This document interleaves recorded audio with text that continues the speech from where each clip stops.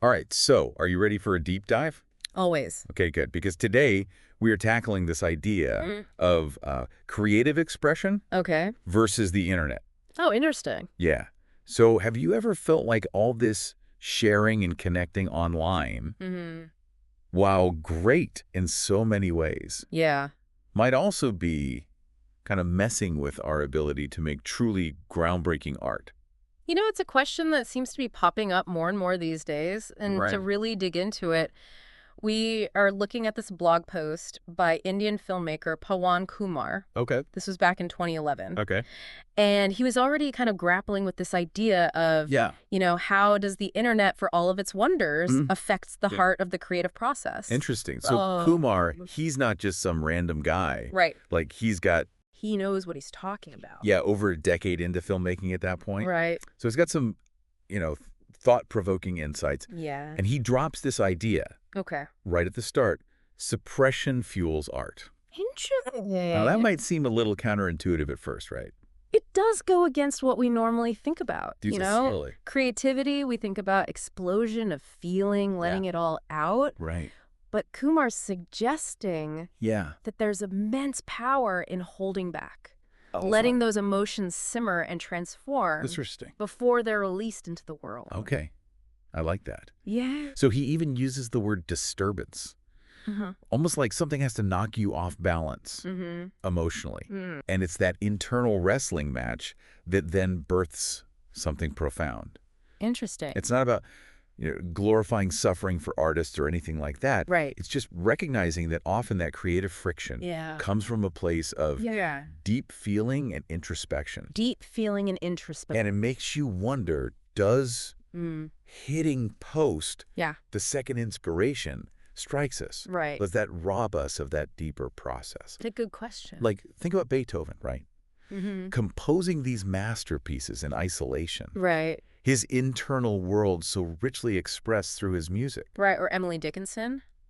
Oh, yeah. Her poems, born from a life so intensely lived and reflected upon, away from the public eye. Okay, so we're not saying everyone needs to become a recluse to make great art. No, of course not. But Kumar is definitely onto something here. Yeah. Like, if we're constantly releasing every flicker of emotion online, frustration, joy, those everyday observations, right. what happens to their potential to fuel something bigger? Yeah, what happens to it? And that's where I feel like Kumar's argument gets even more interesting. Yeah. Because he sees the internet as this, like this massive release valve for our emotions. It's like we are all about instant sharing now. Yeah. Tweets, posts, stories. Everything. Just put it out there. It's out there in the digital ether. And there's a real double-edged sword to that. Totally. On the one hand, it connects us in incredible ways. Yeah. Support and inspiration are flowing like never before. For sure. But Kumar makes you wonder, are we sacrificing some of that creative fire? Interesting. By constantly venting. Okay. Does that raw material ever get the chance to become something more when it's instantly out there? It's like the difference between like dashing off a quick text when you're annoyed. Yeah.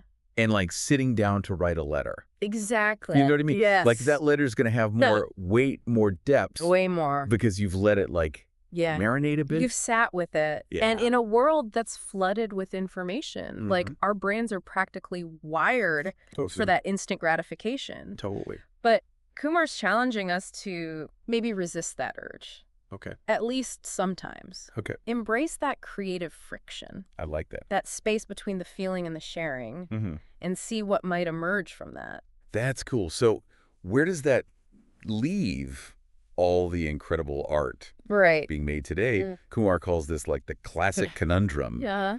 We put art from the past on a pedestal. We revere it. But were those artists just like inherently more talented? Right. Were they just better? Or did they just have more time to like stew in their own creative juices? Did they just have more time to sit with it and not have as many outlets and distractions and things? Totally. It's fascinating to think about it is. How technology has always shaped art. The printing press totally revolutionized literature. Yeah. Photography changed how we see the world.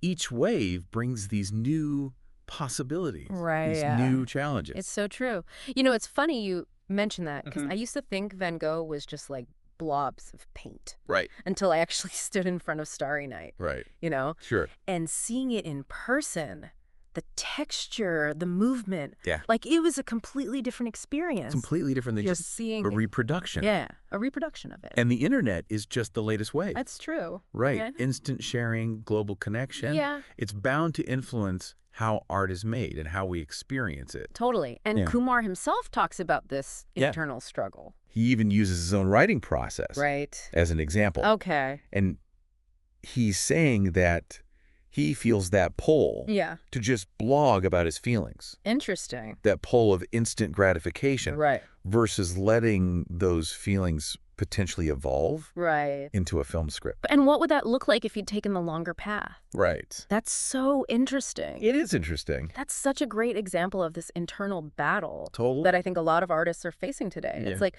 we're hardwired for those quick releases when sometimes that slow burn yields a more powerful result. I like that a lot. And it's not just artists, right? No, not at all. Like most of us know that feeling. Yeah. To just share a thought or feeling online right away. Oh, yeah. That little that dopamine hit. Yes. That validation. It can be hard to resist. It's so true. It really is. Like it's almost an impulse now. Totally. Funny observation. Got tweet it. Right. Stunning sunset. Instagram it. Yeah, got to Instagram it, exactly. So it's like maybe Kumar's encouraging us to kind of hit pause more often. Yeah. Not to like shut down sharing altogether. Right. But to be more like deliberate. Yes. Deliberate about it. Yeah.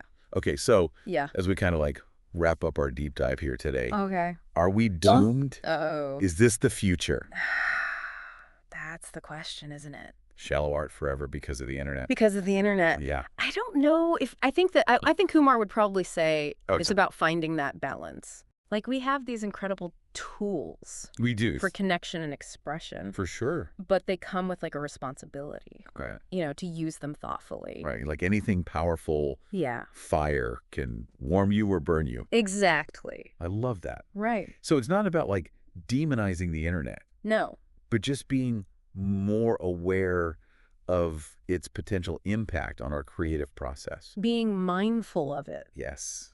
Mindfulness. Yeah. That's the key. That's where it's at. This has been great. This was fun. Yeah. To kind of like sum up for everyone listening today. Yeah. We're exploring this whole idea that maybe, just maybe a bit of internal wrestling. Yeah. With our emotions and experiences. Right. And that kind of like creative friction. Yeah.